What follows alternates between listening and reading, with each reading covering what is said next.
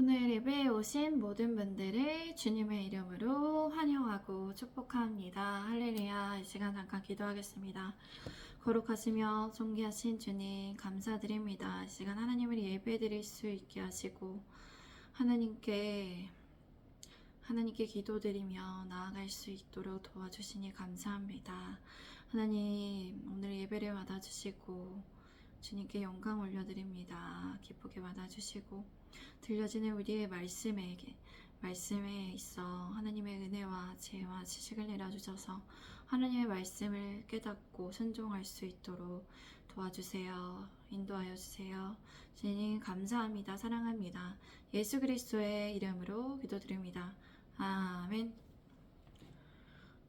오늘 설교의 주제는 회개할 때 하나님의 은혜가 주어집니다 입니다. 오늘 시편의 32편은 다윗의 쓴 시입니다. 이 시는 다윗이 밧세바를 범한 후에 지은 시예요. 그는 인간의 존재를 괴롭히는 것이 죄악임을 철저히 느낀 후에 하나님께 회개하였습니다. 그러자 그는 하나님의 은혜인 복을 누리게 되었어요. 제 사슬에서 제 죄책감에서 매몰되어 있었던 것을 벗어나 참된 기쁨을 누릴 수 있음을 깨닫게 되었다고 그렇게 전하고 있습니다. 우리 함께 1절과 2절 말씀을 읽겠습니다. 시작. 허물의 사함을 받고 자신의 죄가 가려진 자는 복이 있도다. 마음에 간사함이 없고 여호와께 정죄를 당하지 아니하는 자는 복이 있도다. 허물의 사함을 받은 사람, 죄를 용서받고 그 죄가 가려진, 그 죄가 씻겨진 사람은 복이 있습니다. 마음에 간사함이 없는 사람인, 마음에 속임수가 없고 여호와께 정죄를 당하지 아니한 자는 주님께서 죄 없는 자로 여겨주시는 그 사람은 복이 있습니다. 우리는 그러한 허물의 사함을 받고 죄가 가려지고 마음에 속임수 없이 주님께 정죄를 당하지 아니한 자로 살아가는 사람들이죠. 그런 사람들이 되셔야 합니다. 우리는 예수님을 믿고 구원받은 하나님의 자녀입니다. 우리에게 복이 있습니다. 예수님을 믿는 우리가 정죄를 당하지 않을 수 있습니다. 로마서 8장 2절 말씀입니다. 그러므로 이제 그리스도 예수 안에 있는 자에게는 결코 정죄함이 없나니 이는 그리스도 예수 안에 있는 생명의 성령의 법이 죄와 사망의 법에서 너를 해방하였음이라. 그리스도 예수 안에 있는 자인 하나님의 자녀는 정죄함이 없습니다. 그리스도 예수 안에 있는 생명의 성령의 법이 죄와 사망의 법에서 해방하여 주었기 때문입니다.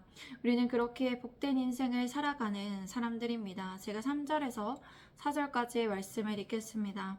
내가 입을 열지 아니할 때 종일 신음함으로 내 뼈가 쇠하였도다. 주의 손이 주야로 나를 누르시오니 내 진액이 빠져서 여름 가뭄의 마름같이 되었나이다. 쓸라. 다윗은 과거 그가 입을 열지 아니할 때인 죄를 고백하지 않을 때 온종일 끊임없는 신음함으로 자신의 뼈가 녹아내렸다고 합니다. 그런 이유는 하나님께서 밤낮으로 그의 죄로 인해 그를 짓누르셨기 때문입니다. 그렇게 그는 하나님의 징계로 그 고통이 더 무겁고 증가하게 되었습니다. 다윗은 진액이 빠져 여름 가뭄에 마름같이 되었다는 표현을 썼어요.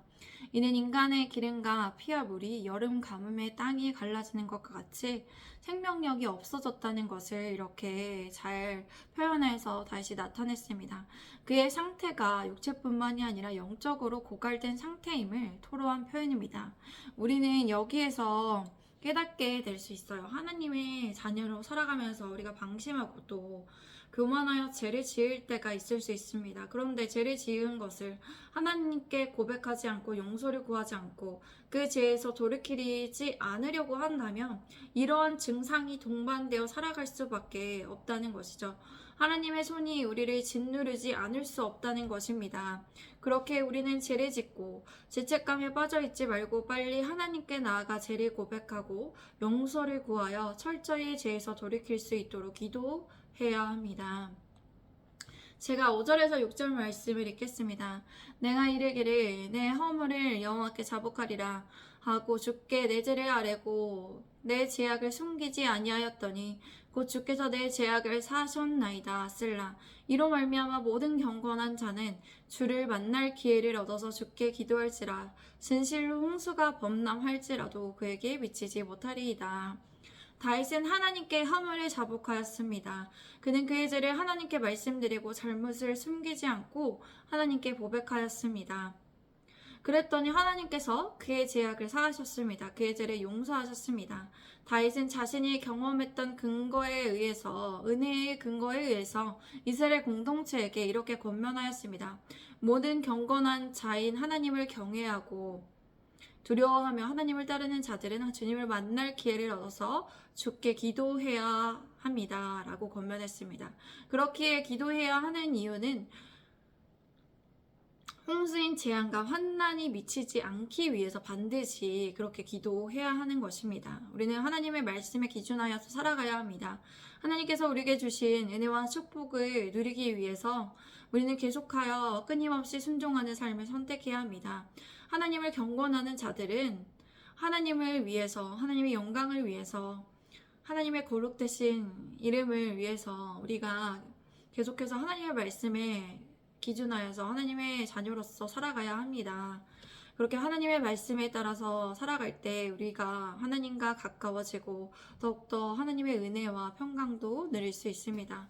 제가 7절 말씀을 읽겠습니다. 주는 나의 은신처이오니 환난에서 나를 보호하시고 구원의 노래로 나를 두루시리이다. 쓸라.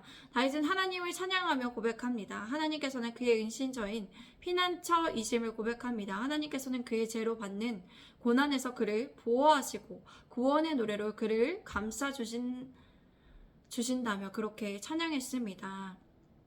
그가 이렇게 하나님께 은혜를 받고 그를 보호하심을 입혀 하나님의 은혜 안에 거할 수 있는 것은 하나님을 의지하고 하나님의 뜻에 따라서 살아갔기 때문입니다. 죄를 지었더라도 인간이기에 비참한 그 죄인이 이 세상에 죄가 없는 사람은 아무도 없는데 그 죄를 가지고 하나님 앞에 자복하여서 회개하였다는 것입니다.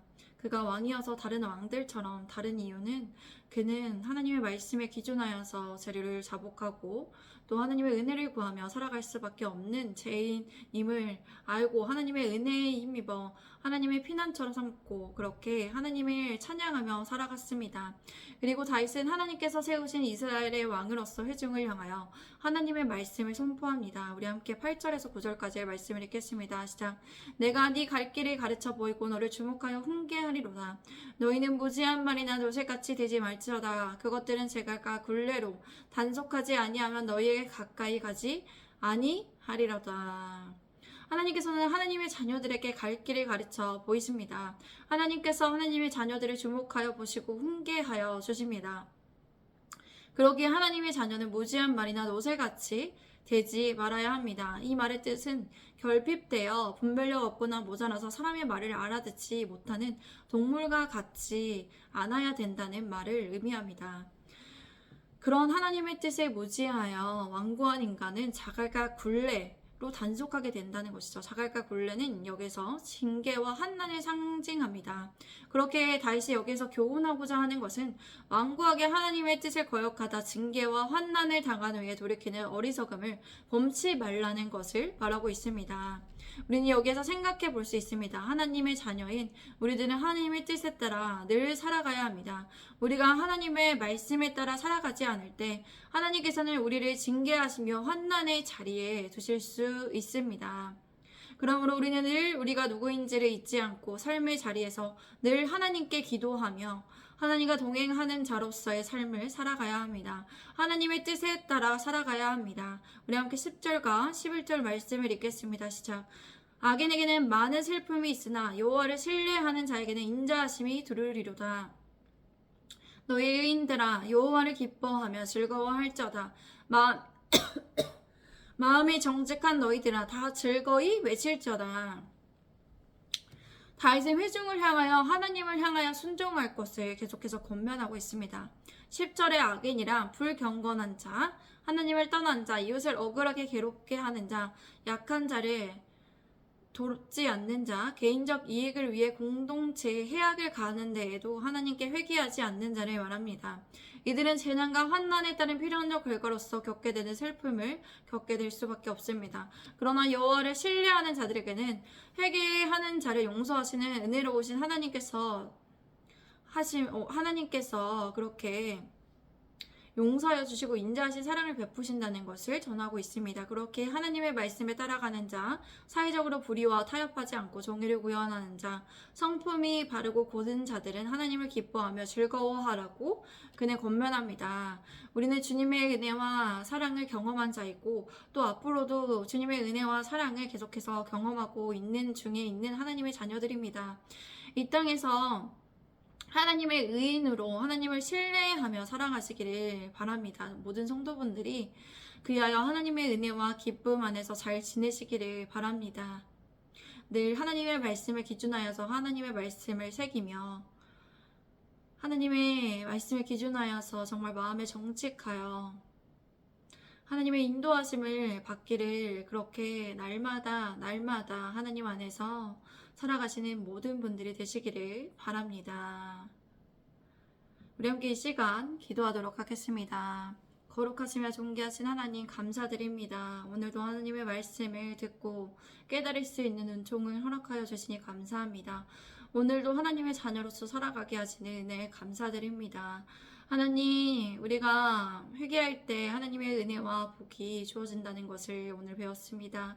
그렇게 우리가 날마다 죄를 지을 수도 있는데 하나님 앞에 우리가 알지 못하는 죄들 또한 하나님께 구하며 고백하며 하나님 앞에서 정직하게 마음이 정직한 자로서 하나님을 신뢰하면서 하나님 안에서 기뻐하고 의인들로서 살아가기를 원합니다.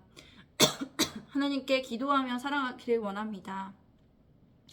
하나님 앞에 늘 하나님의 자녀로 살아가는 우리 모두가 될 수 있도록 거룩하고 선한 길로 인도하여 주시고 함께하여 주시옵소서. 주님 함께하여 주시고 우리를 붙들어 주시고 우리의 은신처와 피난처가 되시는 주님을 찬양합니다.